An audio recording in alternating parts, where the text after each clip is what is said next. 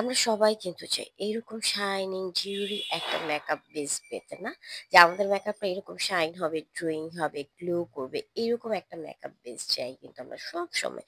So আজকের ভিডিওতে চলুন দেখে নিই আমি কোন প্রোডাক্ট ব্যবহার করে এইরকম সুন্দর একটা মেকআপ লুক ক্রিয়েট করেছি। সো চলেন ফার্স্টে আমি আমি আমাদের মেলাক্সের সিরামটা এপ্লাই করে ফেলেছি, যেটা আমি সবসময় ইউজ করি। অ্যান্ড বলতে পারেন আমার মোস্ট ফেভারিট একটা সিরাম, যেটা হচ্ছে আপনাকে পার্মানেন্টলি স্কিনটাকে গ্লাস স্কিন করতে হেল্প করবে। অ্যান্ড নাও হচ্ছে আমি সুন্দর করে আইব্রোটাকে ড্র করে নিলাম সুইস বিউটির এই আইব্রো পেন নিয়ে। এবার হচ্ছে আইব্রোটাকে ডিফাইন করার পালা। যেহেতু আমি হচ্ছে আইব্রো কাট করি না, আইব্রো হচ্ছে প্লাক করি না, সো সেক্ষেত্রে আমাকে সুন্দর করে একটা ফুল কাভারেজ কনসিলার সিলেক্ট করতে হয়, যাতে করে আমি আইব্রোটাকে সুন্দর করে ডিফাইন করতে পারি। নাও হচ্ছে প্রাইমারি ইউজ করার পর দেখতেই পাচ্ছেন ফেসটা কি সুন্দর স্মুথ হয়ে গেছে। এবার হচ্ছে ফাউন্ডেশন এপ্লাই করার পালা। ফাউন্ডেশনও কিন্তু আমি হচ্ছে প্যাস্টেল বিউটির ফাউন্ডেশনটা এপ্লাই করেছি।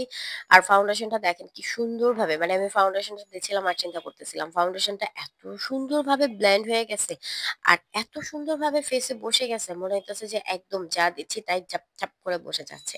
এত জোস একটা ফাউন্ডেশন এটা। নাও আমি হচ্ছে কিছু এরিয়াতে হচ্ছে কনসিলার দিয়ে নিলাম, যেমন আমার আন্ডার আই, ফরহেড এরিয়াতে কনসিলার দিয়ে এবার একটা ট্রিক্স ইউজ করছি, যেটা হচ্ছে আমার এই বেসটাকে গ্লাসি করার জন্য আরো একটু ভালো কাজ করেছে, যেটা হচ্ছে প্যাস্টেলের এই ইলুমিনেটরটা। যারা আমরা চাই না যে একদম ওয়াটারপ্রুফই একটা হাইলাইটিং থাকবে, স্কিনে একটা গ্লসি ভাব থাকবে, তারা হচ্ছে এই মাস্ট বি এই ইলুমিনেটর ইউজ করবে। না হলে আমি লুজ পাউডার দিয়ে আবার আই এরিয়াটাকে সেট করে নিলাম খুব সুন্দর করে। অ্যান্ড সুন্দর করে আই এরিয়াটাকে সেট করে নেওয়ার পরে এবার হচ্ছে আমার আইব্রো করার পালা। অ্যান্ড আমি হচ্ছে আজকের আইব্রোটা একটু নরমালির মধ্যে একটু গর্জিয়াস করার ট্রাই করেছি। জানি না আপনাদের কাছে কেমন লাগবে।